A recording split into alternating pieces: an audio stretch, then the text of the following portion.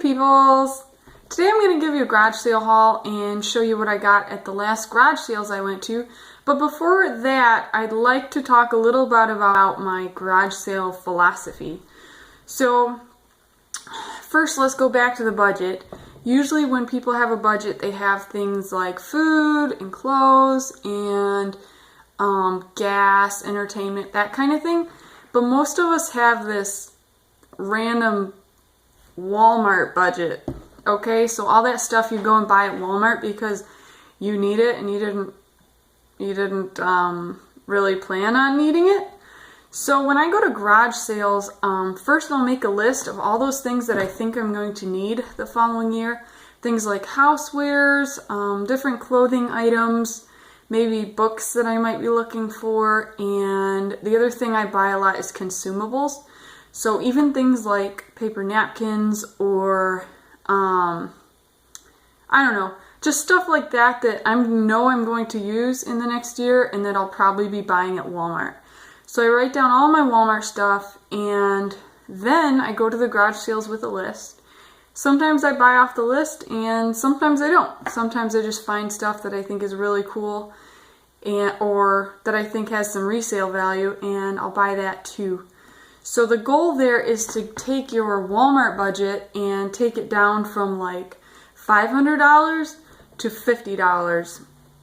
And you can do that pretty easily if you're patient and you wait for all that stuff. Usually you'll find it at least within a couple of years. So if you're willing to wait and you're willing to plan ahead, I think garage sales are a great way to lower your Walmart budget. So next on my list was a new spatula. So I got one. It was 50 cents. If you compare some of these prices to Walmart prices, a new spatula is going to be at least a couple dollars, I would say. Even if you go to the dollar store, it's still going to be $1. So 50 cents is a savings, and this spatula that I got is a lot more sturdy. So next I got a zester. That means I can save all of the citrus peels and use those in baking and for spices and stuff. And I found this apple corer too. So all of these implements were in a free box, so yay for me, right? Free. So I've got those. And then lastly, for our kitchen stuff, I found a cheese cutter. And this was 50 cents, which I think is a great deal. My old cheese cutter that I also got at a garage sale, it was similar, but it broke, and I think it's worth the 50 cents to just get a new one instead of trying to fix the old one. One thing my husband pointed out is it's missing one of these leg things, so I'm not sure what I'm going to do with that. I might just leave it the way it is, or I might try to fix it. Then I found this, technically a kitchen item, but I'm going to use it to cut soap with. So if you guys have ever seen the homemade soap that has kind of the wavy sides, that is what this is going to be used for. So online, these things can be really expensive, but this one was just $1, so I was really happy to find that. Next, I found some lip balms that were still in the package. So they're brand new, and I'll probably gift those to some little siblings and or nieces. There's another one. I think those were 25 cents each. So next I found this thing of Christmas cards in a free box. So I'm not planning on sending Christmas cards, but I do know that the free box is usually the last spot for stuff before it goes in the trash. So I am going to use all of these envelopes behind the cards to send my bills in and stuff like that. So those were a free thing that I got. And next I found this, well, my mom actually found it in a free box. This really cool sock hanger thing. You clip your wet socks on here and you can dry them indoors, which is super cool because if you've been reading my blog, you'll know that I do, in the winter especially, I do a lot of indoor clothes drying. So that's really going to free up a lot of space on my drying rack, and I was really excited about that. It's really cool if you can find tools at garage sales that will help you save even more money. So you're saving once on the tool, but then you're saving again every time you use that tool. And next I'll move on to some books I found. Most of these, actually all of these, were in a free box, so more free stuff for me, right? This is a really cute little canning and freezing guide. It says Canning and Freezing, a Family Money Saver. So I had to get that. And it looks like the recipes are really simple, really easy. So I am looking forward to going through that and getting more ideas. I also found this book called The Elements of Style. It's a book about writing. And I write a fair amount, so that will be super fun to read. And I also got this book, The Introvert Advantage. So if any of you are introverts, you'll identify with me, because I am one who hates making phone calls or answering the phone or being in large groups, that kind of thing. So yeah, this was a free book. Looking forward to it. Then lastly, in a free box, I found these American Girl cards. So my first thought when I found these was I'll resell them, because American Girl stuff is worth a lot of money on eBay sometimes.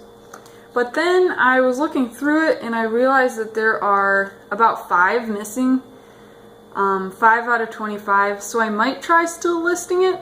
But then again, I might just send some of them to my sister, because we used to be really big into American Girl stuff like 15 years ago or so.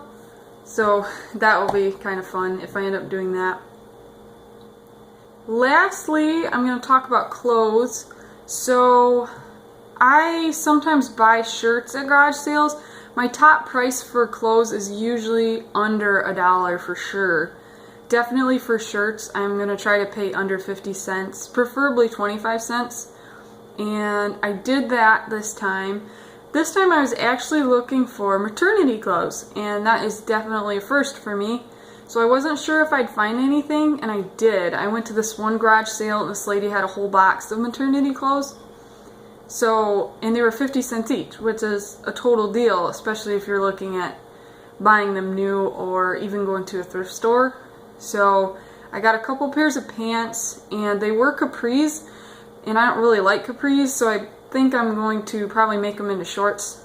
But still, 50 cents, great deal, especially with that stretchy stuff on the top. I didn't want to try to do that myself. So I've got some pants, I got a really nice maternity shirt that I love, and I also bought a pair of pants for my husband. So if you've ever tried looking for average men's size jeans that are in good condition used, it's a challenge, I know.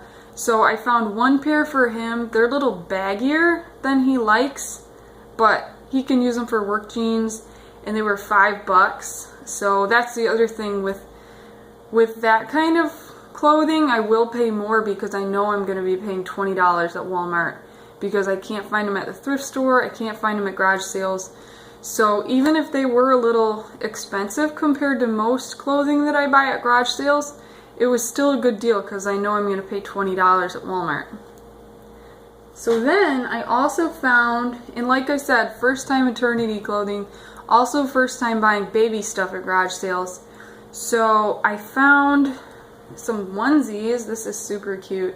It says Legend in the Making.